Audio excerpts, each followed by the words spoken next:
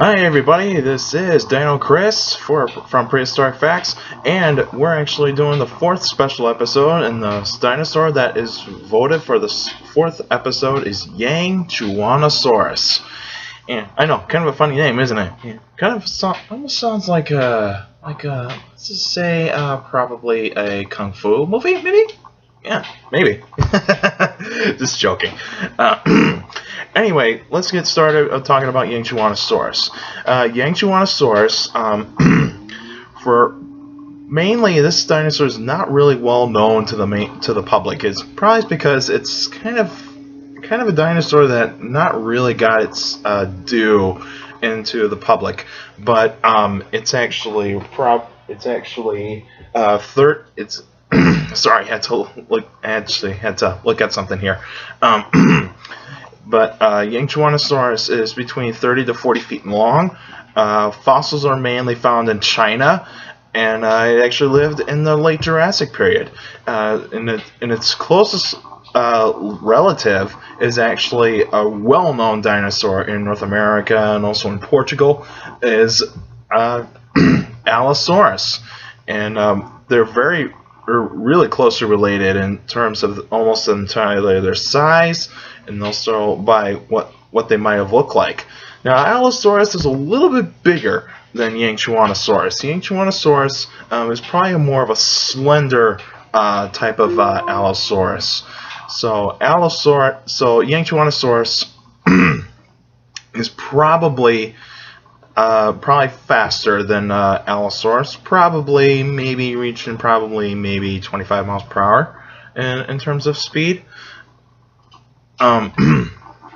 But probably if we actually had to go to China around probably 150 million years ago, we would actually see that Yangchuanosaurus was the top predator in its environment, especially in that kind of ecosystem of China.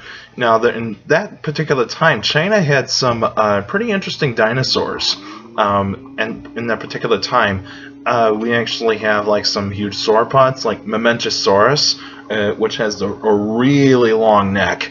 It's probably probably one of the longest necks out of any sauropod dinosaur that we have actually seen.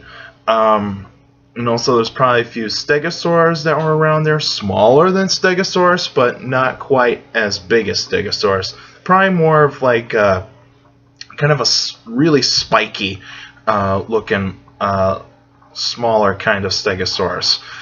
And also, we would see some smaller predatory dinosaurs, probably dinosaurs like Guanlong and Dilong. And those are the kinds of dinosaurs that those two dinosaurs would eventually become the tyrannosaurs, one of my favorite type of dinosaur family group. Particularly the diet of Yangchuanosaurus is pretty much the sauropods and the stegosaurs, because it's pretty much going to go after those kinds of animals.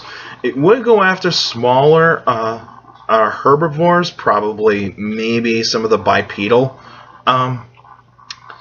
plant-eating dinosaurs, but they would have to be really good. They would have to use their ambush skills in order to actually catch them, because they're not gonna chase them down, because otherwise those kinds of herbivores are just too fast for Yangchuanosaurus to capture. So it would probably be more after some of the bigger dinosaurs, mainly the stegosaurs and the sauropods, which are the long-necked dinosaurs, I should add. Now, China's environment in that particular time was really hot and humid. There was probably more forested areas, and I would probably think that Yangchuanosaurus, considering for its size, it would actually probably be well equipped to hunt in groups. Considering that if your prey is bigger than you, you have to capture it with multiple animals of your own species. Now, they only be family members, though, not particularly different kinds of predator, not different kinds of Yangchuanosaurus that are in the environment, the environment.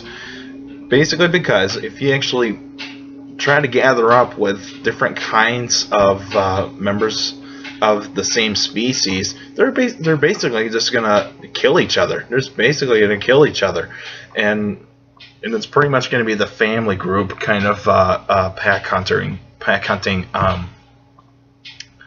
type of style. But I would probably think it would be much better for them to actually hunt in groups.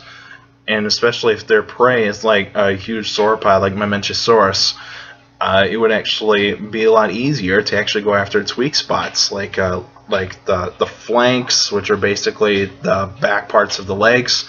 Can go after the neck, which has the windpipe and the jugular veins. But if it actually tried to aim for like the midsection, it would take a lot longer for the prey to die, because it would have to die from blood loss.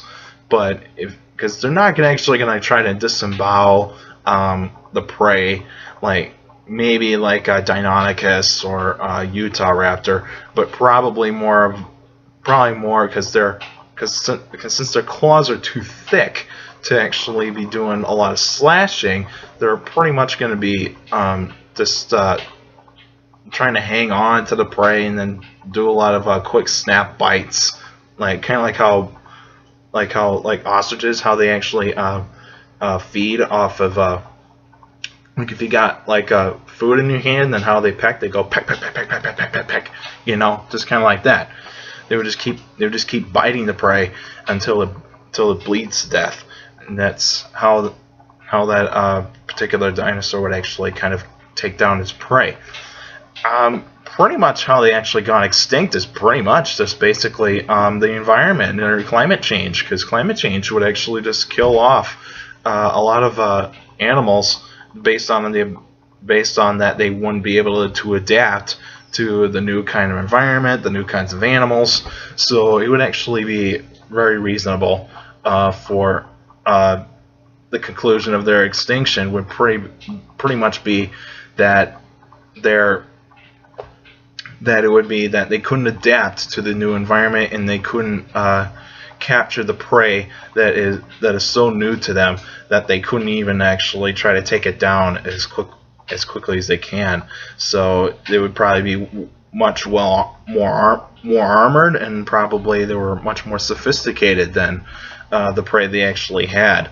So I would probably say that that Yangchuanosaurus would actually be considered kind of one of those predators that just couldn't adapt to the new prey and also to the new environment.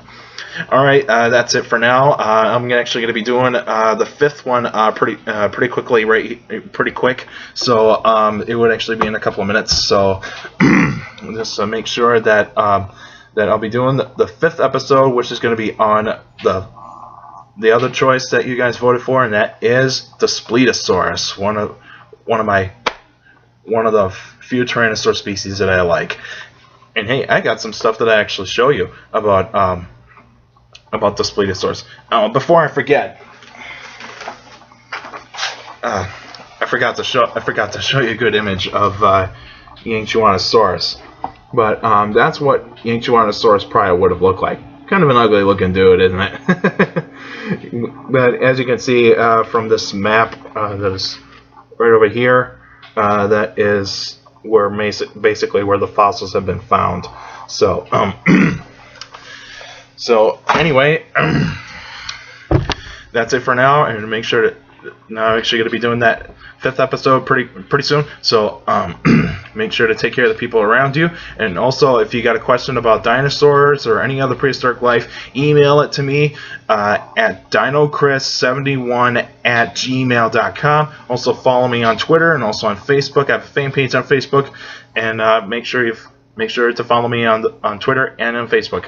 And and also send me those emails. I need some questions, because I'm kind of actually I'm not really getting any questions right now. I need some questions.